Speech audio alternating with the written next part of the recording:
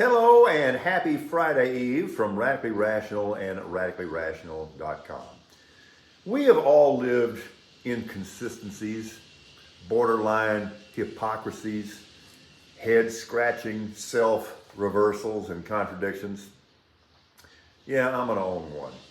I am very anti-elitist. Egalitarian are me. And for better or worse, I got this from my dad. He taught me to treat everybody with equal respect, regardless of their apparent station in life. And I know BB's dad had exactly the same philosophy. And my dad walked the walk on that. And a large dollop of that hit me in the head. And I try to conduct myself that way as well. So I've always had an anti-elitism bias. And I've got a little nasty about it from time to time. But I contradict myself for 4 days every April. There is nothing more elitist than the Masters.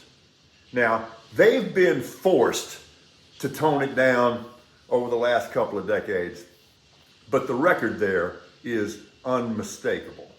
And it is really distasteful. Now, to the extent that they've made an effort to correct that, I applaud that. We want to support that. We want to encourage it.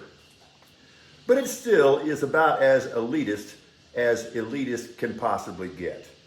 So to be consistent to my principles, for 4 days in April, really my viewing habits should lean more toward Andy Griffith than the Masters. And here's the contradiction.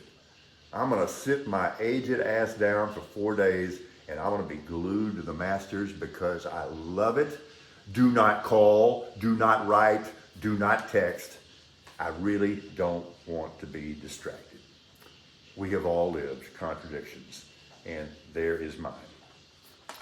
I'm really saddened by the comments and the conduct of LSU basketball star Angel Reese. I really am, and it was just yesterday that I and others were rightly praising her and Iowa star Caitlin Clark for the way they had handled this media attempt, there I just said, to spark a feud between the two of them, and they didn't take the bait. And then I was really happy with the way they were dealing with the Jill Biden flap.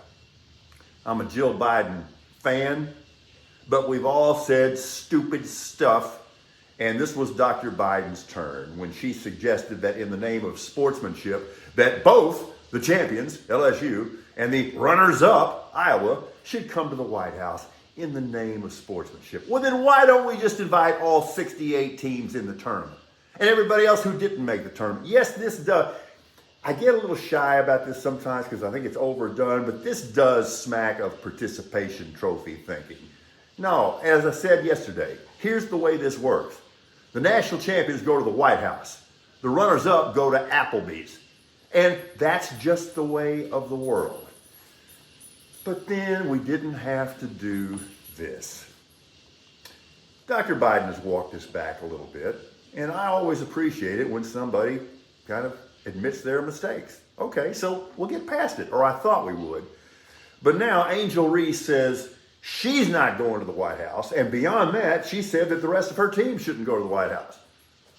Well, the problem is the team has already accepted the invitation to the White House. And then Angel didn't have to do this, but she made something that was nasty to begin with much, much worse in a completely unnecessary way by saying, we'll go to the Obamas. Disappointing, and right on the heels of my praising her for showing some maturity. But I guess that was a Tuesday thing and not a Wednesday thing. And this is why we can't have nice things. And it makes me sad. All right, Donald Trump, you'll recall, was more than happy and more than okay with chants of hang Mike Pence. Now Mike Pence is going to hang Donald Trump out to dry. And you're damn right I'm gleeful about this. There's something downright Shakespearean about this. This is going to be a Midsummer Night's wet dream. I can't wait. And we find ourselves surrounded by looming poetic justice. Here's another example. Dominion is about to beat Fox like a rented mule, and they got it coming. So Murdoch and Fox are now curled up in the fetal position, and I'm kind of wondering, and BB said this yesterday, we're kind of wondering, what is Fox's end game here? Other than possibly unconditional surrender, is it possible that Fox is preparing to get out of even the fake news business? I'm thinking maybe they can transition into a crypto startup. What do you think? Some of you are no doubt blissfully unconcerned about what went on in the Tennessee House yesterday. You got your head in your sand. This should, in equal parts, enrage you and scare you. I use words carefully. I am more than reticent to use terms like 1930s Germany and fascism. But you know what? They absolutely apply in this case. So the GOP-controlled Tennessee House wants to expel 3 Democrats for their stance on gun control, for their beliefs on this, so they've committed a thought crime. And because they supported anti-gun protesters, and they want to expel them, and these 3 Democrats have already been stripped of their committee assignments.